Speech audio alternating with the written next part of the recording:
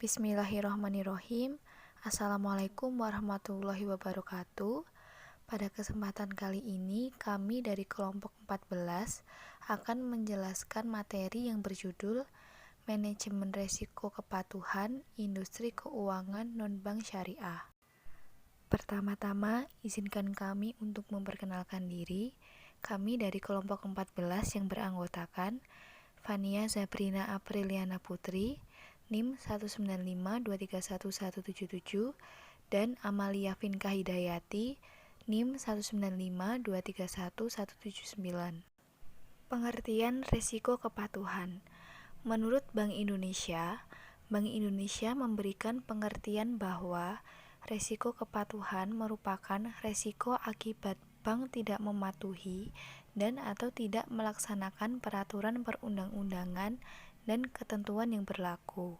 Sedangkan menurut Basel Commission Banking Supervision menjelaskan bahwa fungsi kepatuhan sebuah bank dapat didefinisikan sebagai sebuah fungsi independen untuk mengidentifikasi, mengukur, memberi saran, memonitor, dan melaporkan resiko kepatuhan bank, yaitu resiko hukum atau sanksi-sanksi regulator, kerugian keuangan, atau kehilangan reputasi yang diderita bank sebagai akibat dari kelalaian menjalankan kepatuhan untuk melaksanakan hukum, regulasi, kode etik, dan norma-norma dari praktik terbaik.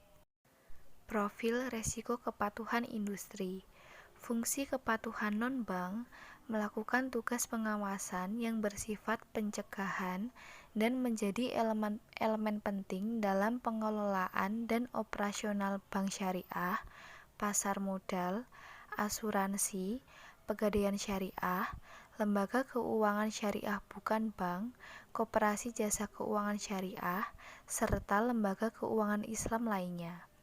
Hal ini dilakukan untuk memastikan bahwa kebijakan, ketentuan, sistem, dan prosedur yang dilakukan oleh perbankan Islam telah sesuai dengan ketentuan dan peraturan perundang-undangan yang berlaku, termasuk telah sesuai juga dengan prinsip syariah bagi industri-industri keuangan Islam.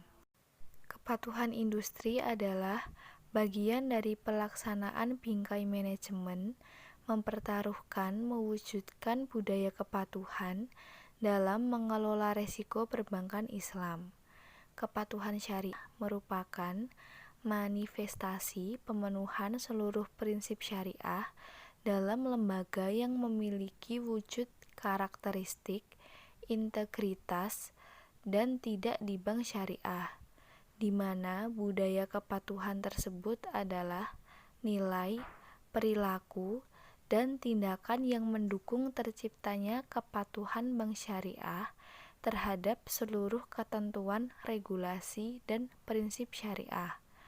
Elemen yang memiliki otoritas dan wewenang dalam melakukan pengawasan terhadap kepatuhan syariah adalah Dewan Petugas Syariah atau DPS.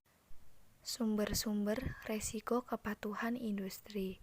Sumber resiko kepatuhan dalam Surat Edaran Otoritas Jasa Keuangan Nomor 1 PJOK 05 Tahun 2019 tentang penerapan manajemen resiko bagi lembaga keuangan non-bank antara lain perilaku hukum dan perilaku organisasi.